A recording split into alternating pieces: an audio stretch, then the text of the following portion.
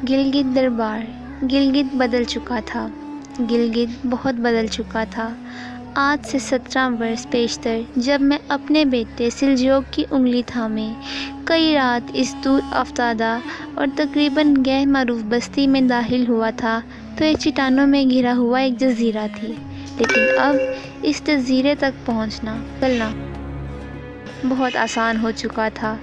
جہاز کی کشتی اگرچہ ابھی تک پنکھوں والی تھی، جیٹ انجن فی الحال اس کے نصیب میں نہیں تھے، لیکن یہ کشتی روزانہ 3 بار اسلام آباد سے آتی جاتی تھی۔ موسم کے مطابق اور شاہراہ ریشم کی ویرانی پرانے وقتوں کے قصے تھے۔ اس پر ٹریفک کا ازدحام تھا، جی ٹی روڈ کی مانند رونق تھی اور گلگت ایک بڑا شہر بن چکا تھا۔ اس شہر کی ایک رات میں ایک نویں نکور راجہ ناصر آف استور کی شاندار، بلکہ ضرورت سے زیادہ شاندار ہوٹل روپل کے ایک کمرے میں ایک دربار لگا تھا۔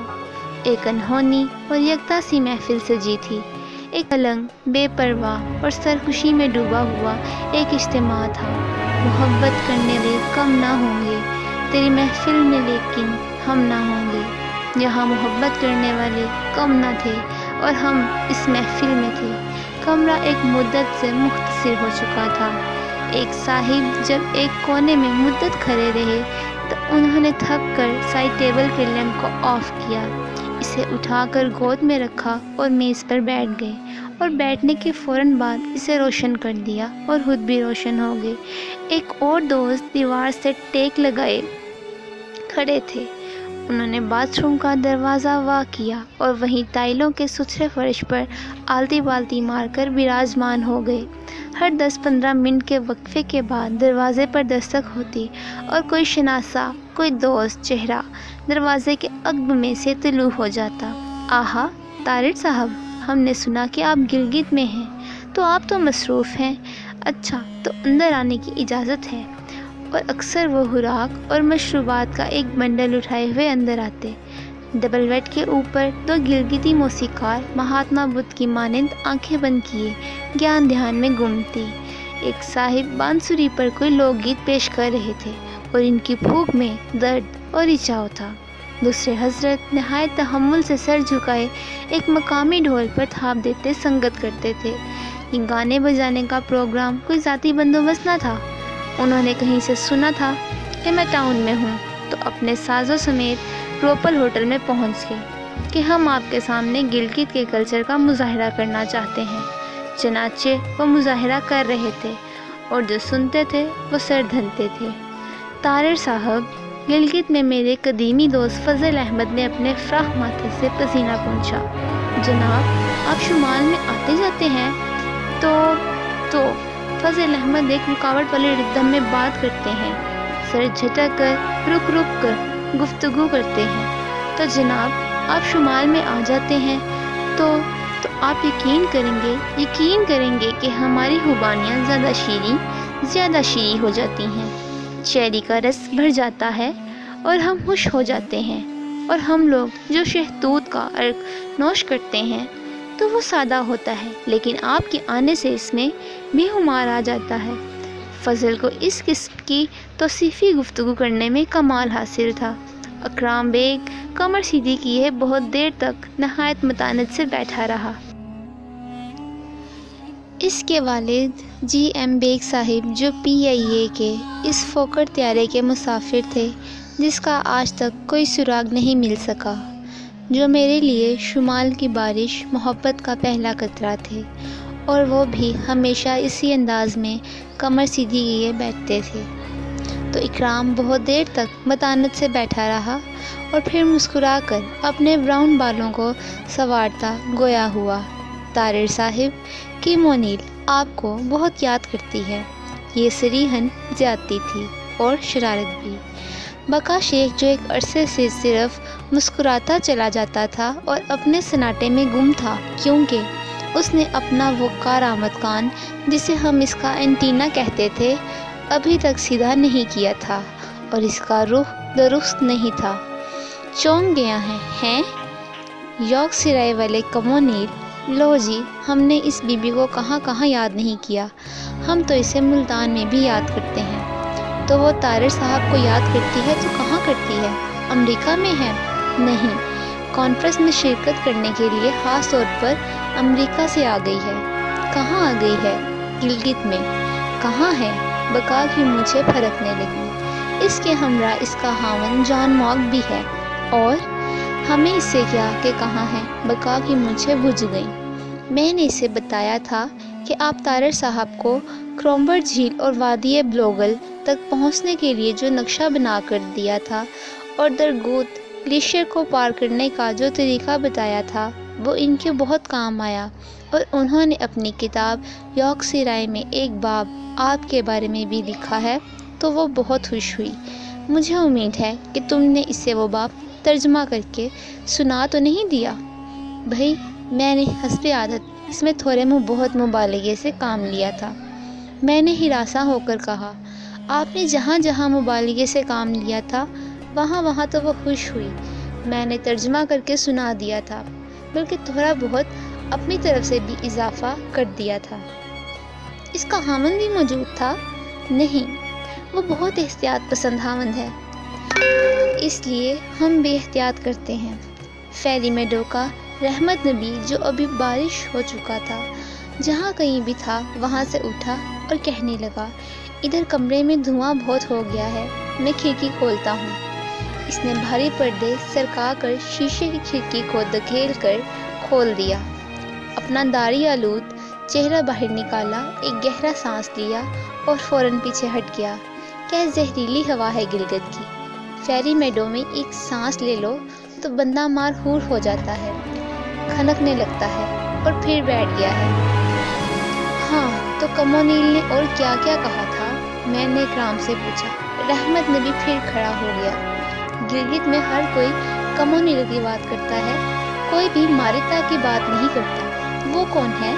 طارر صاحب جانتے ہیں، وہ اداس ہو کر بولا اور پھر بیٹھ گیا۔ میں نے شاید کئی صدیاں پہلے جن دنوں وہاں تک روڈ نہیں جاتی تھی، فیری میڈو کی خواہش میں رائے کوٹ پل سے بولڈر برج کے پیاسے اور خوفناک راستے پر پیدل چلتے ہوئے مطیع الرحمن اور قدم خان اور مولوی رحمان کے ساتھ چلتے ہوئے 2 روز کے سفر کے بعد فیری میڈوز پہنچا تھا۔ تب میں نے ایک آسٹرین لڑکی ماریتا سے پوچھا تھا کہ تم یہاں کیسے پہنچ گئی؟ تمہیں کس نے بتایا کہ یہاں ہمارے شمال میں یہ فیری میڈو ہے؟ نانگا پربت کے دامن میں ایک چراگاہ ہے۔ تو ماریتا نے بتایا، میں آسٹریا میں ایک پرائیویٹ فرم میں کام کرتی ہوں۔ میں جب بھی اپنے باس کے کمرے میں جاتی تھی وہاں اس کی کرسی کے پیچھے ایک بہت بڑی پینٹنگ دیکھتی تھی، ایک وسیع سبزہ زار اور بلند برفیں۔ میں اسے ایک عرصہ تک صرف ایک پینٹنگ سمجھتی رہی، اور پھر میری سالگرہ پر میرے باس نے مجھے بتایا کہ ماریتا پینٹنگ نہیں ہے، ایک فوٹو ہے پاکستان کے شمال میں پوشیدہ نانگا پربت کے دامن میں فیری میڈو کی۔ تب میں نے فیصلہ کیا کہ میں زندگی میں ایک بار یہاں ضرور آؤں گی، تو میں آ گئی اپنے بھائی رونالڈو کے ہمراہ۔ اس نے آسٹریا واپسی پر مجھے ایک تصویری پوسٹ کارڈ بھیجا اور رحمت نبی کو یقیناً درجنوں کارڈ روانہ کیے۔ فیری میڈو کے طلسم نے اسے اثر کر دکھایا، اور پھر رحمت نبی آسٹریا کے پھیرے لگانے لگے تھے، اور ابھی تک ان کی یاد میں آہنگ بھرتا تھا۔ بس یہی وہ ماریتا تھی، چونکہ ہر شخص اپنی اپنی ماریتا یا کمونیل میں گم تھا اور عرق میں غرق تھا، اسی لیے موسیقاروں کے ثقافتی مظاہرے کو کوئی بھی دھیان سے نہیں سنتا تھا۔ اس پر انہوں نے شدید احتجاج کیا۔ جناب، آپ کیا سمجھتے ہیں کہ صرف ہنزا وغیرہ کی ہی کوئی ثقافتی پہچان ہے؟ بلتستان کا بھی کلچر ہے، گلگت کا کوئی کلچر نہیں ہے۔ ہمارا ان سب سے جدا ثقافت ہے، اور لوگ داستانیں ہیں۔ آپ لوگ توجہ نہیں کر رہے۔ چنانچہ سب لوگ خاموش ہو کر بانسری اور ڈھول کی ثقافتی صدائیں سننے لگے۔ ہوٹل روپل کے اس کمرے کا یہ اجتماعی غیر قانونی نہ تھا، سراسر قانونی اور سرکاری تھا، کیونکہ گلگت میں شمالی علاقہ جات میں سیاحت کی ترویج کے لیے ایک بین الاقوامی کانفرنس منعقد ہو رہی تھی، اور ہم معزز مندوبین تھے، اس لیے اس مہنگے ہوٹل میں فروکش کے حکومتی مہمان تھے۔ ذاتی خرچے پر آتے تو اس کے گیٹ پر ایک سر بھر کر آگے چلے جاتے۔ آج صبح اس کانفرنس کا افتتاح گلگت سرینا میں ہوا تھا، جس میں پہلی تقریر دلخراش اس خاکسار کی تھی۔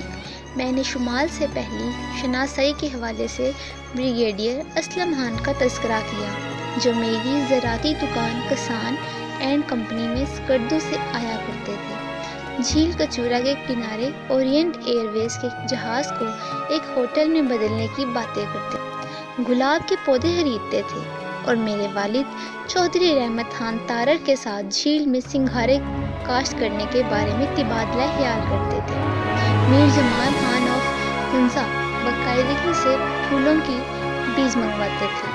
ماہر زراعت بلغاری صاحب ہر برس اسکردو چلے جاتے تھے اور ہمارے ہاں لاہور آ کر دم لیتے تھے۔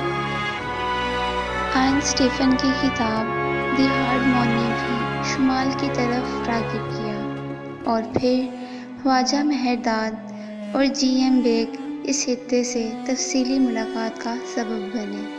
وہ دن اور آج کا دن شمال کے سوا مجھے اور کچھ دکھائی نہ دیا۔ آقا خان رورل سپورٹ پروگرام کے بانی شعیب سلطان صرف اس کانفرنس میں شرکت کرنے کے لیے کہیں نیپال یا نیو یارک سے وارد ہوئے تھے۔ انہوں نے شمالی علاقوں میں ایک حیرت انگیز زراعتی اور سماجی انقلاب کی بنیاد رکھی۔ ان کا موازنہ صرف حمید احمد خان کے ساتھ کیا جا سکتا ہے۔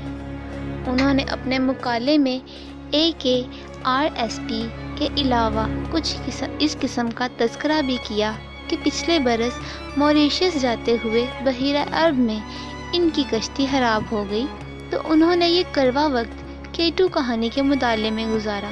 ثابت ہے کہ میری تحریر صرف اس صورت میں مجبوراً پڑھی جا سکتی ہے جب کسی طوفانی سمندر کے بیچ آپ کی کشتی خراب ہو جائے اور آپ کے پاس کرنے کو اور کچھ نہ ہو۔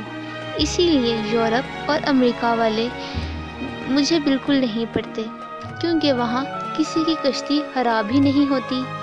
چائے کے وقفے کے دوران پورا شمال سرینا ہوٹل کے لان میں جمع تھا۔ گلگت کے ڈپٹی کمشنر میاں وحید الدین اپنی ایئر فورس مونچھوں کو مسلسل داؤ دے رہے تھے اور کانفرنس کی کامیابی پر بے حد پرمسرت تھے۔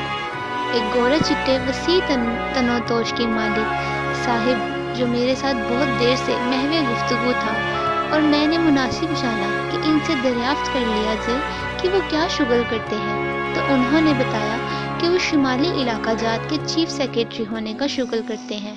وہاں سیاحت کے محکمے کے افسران تھے، سیاحتی اداروں کے نمائندے تھے، اور پہاڑوں، بلندیوں، کوہ نوردیوں، کوہ پیماؤں، جنگلی حیات اور جنگلوں کے جتنے شائق تھے سب کے سب جمع تھے۔ نذیر صابر تھے لیکن اشرف امان نہیں تھے، البتہ ان کی ڈاکٹر بیگم ہر سو چہک رہی تھیں۔ الپائن کلب کے جنرل جنجوا اور کرنل منظور تھے۔ عارف اسلم، شاہ خان، خواجہ مہرداد، رانی عتیقہ، راجہ آف گلمرد، میجر حسین اور بہت سے دوسرے تھے۔